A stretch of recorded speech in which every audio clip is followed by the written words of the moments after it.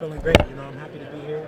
It's a great atmosphere, and I'm happy. You and your pops, you guys are a duo, man. You guys are a duo. A lot of people don't just to see your dad, but they don't know like how instrumental he's been in your career from the beginning till now. Just elaborate a little bit on that and the importance of that. Yeah, my dad has been here since day one, since literally my first day in the gym. My dad has been here every step of the way, and that's why I trust in him and I believe in him, and that's why we got this far. Yeah, pops. How proud of you of Devin and just everything he's done and how he's led up to this particular point in his career and just how the way he's been handling things. I'm extremely proud of Devin. I mean, not only is he a great athlete, but he's a great person. And I'm most proud with him being a great person. So, I'm just... He's a proud dad. No, I'm a proud dad, for real. He's a dad's son. Yeah, you know what I mean? yeah. Now, Devin, you started a new company, a CBD company. I want to talk about that first before we dive into this boxing stuff. Talk to me a little bit about that. Yeah, me and my dad, we came together and we started a CBD company. It's called WeDM. You guys been seeing me posted on my social media, and the results are real. Everything that I've been saying about it has been 100%, and it's the new wave. It's pretty soon everybody is going to be on the CBD wave, and I'm the first one that's bringing it to you guys, and you guys need to get on it ASAP. Now, I've also been seeing Devin Haney promotions. Talk to me a little bit about that and the development of that, and just building him as an individual brand, even though you have great partnerships across the board. How did that come about, and what is the future of Haney Promotions? Well, Devin has always been a pioneer. I mean, he came to me early on and he said he wanted to post his videos and he wanted to post his sparring and post all the stuff. He's always been into promoting himself and promoting the things that he's passionate about, whether it's philanthropy or now his CBD company, which is an energy and recovery company that that helps fighters recover from a lot of the aches and pains that they go through. So, like I said, he's always been a pioneer. He's on the forefront of it. The Devin Haney Promotions brand came about because of Devin not necessarily wanting to be in control of his destiny, yeah, and make the big fights happen and not be a subject to another person's decision when he ultimately would be ready. Devin, a lot of people have been dodging you for a little while. Now it seems like they can't keep your name out of their mouths. What is it that's happened in the last several months? Obviously, you became a champion, but now everybody wants to talk about you, want to say your name. They want to talk about you, but I don't see nobody saying, all right, here, let's fight now, let's do this then. What is going on in the atmosphere, in your world, that you think that is causing this? Well, clout chasing is a thing these days, and these guys seem to do a lot of it. Yeah. But it's part of it. I knew that one day this moment would come. Yeah. And I'm just gonna keep on winning, and and trying to make these big fights happen in 2020. I want to make the biggest fights possible.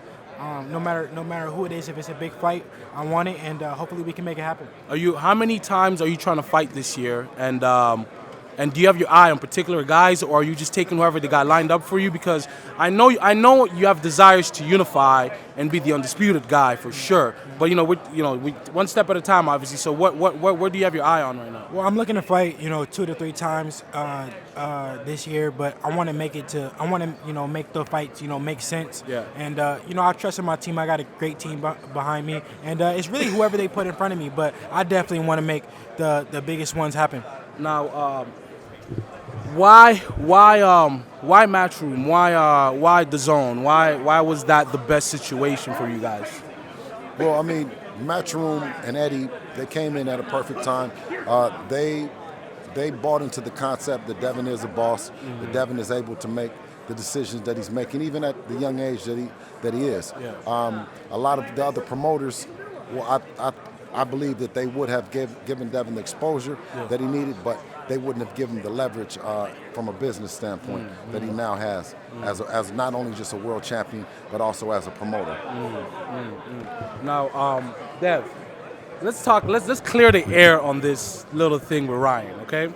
So You and Ryan go back how long? How old were you guys when you guys first started running into each other? Me and Ryan first fought when we were probably like 11 to 12 years old. Yeah. Maybe younger, maybe 10 to 11 years old. Okay. We fought in a tournament, and this was the Junior Golden Gloves, like a long time ago.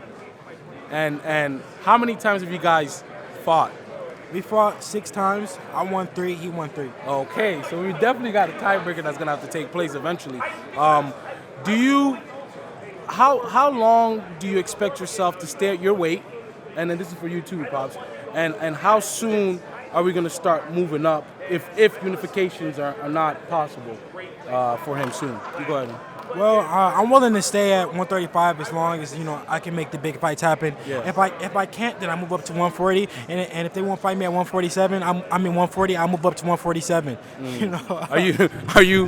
What do you think? What do you think about that? Because I know you gotta I know he's very ambitious and he's ready. He's ready. I know he's ready and he wants to take on everybody. How do you keep him? Say, all right, let's flow like this. Let's do that. Let's do it like this. I can't.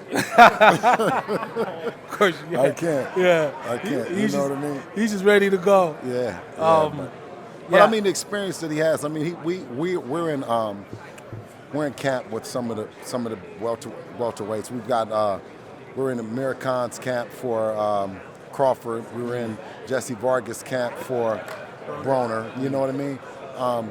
Plenty of quarter camps. Yeah, plenty of quarter camps. So, I mean, we obviously have our ambitions for Devin to move up to 147 pounds. Yeah. You know where the division is stacked. Yeah. 135. Although the division is hot, we're not getting the calls and the buzzes that we would like. So, Devin is very ambitious, and I don't see him not. After what I saw with Danny Garcia, and I mean, I think Devin could have did his thing that night. Easily, right? Easily. Right?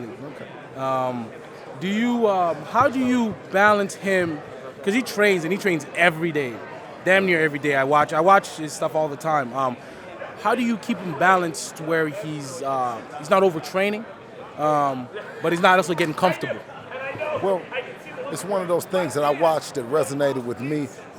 That Devin and Kobe is that Devin isn't actually working. He's doing something that he loves to do. So it's kind of hard to separate him from that.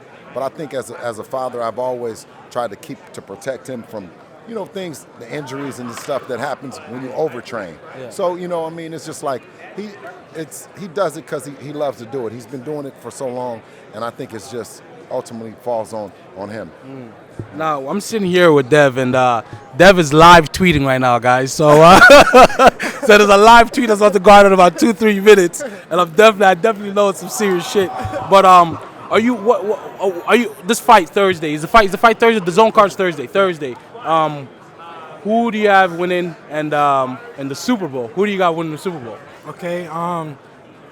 I'm going with Andre. I don't really know too much about his opponent, to be honest. So I gotta go with Andre. He's a friend of mine, somebody who I trained alongside with. What about Tevin?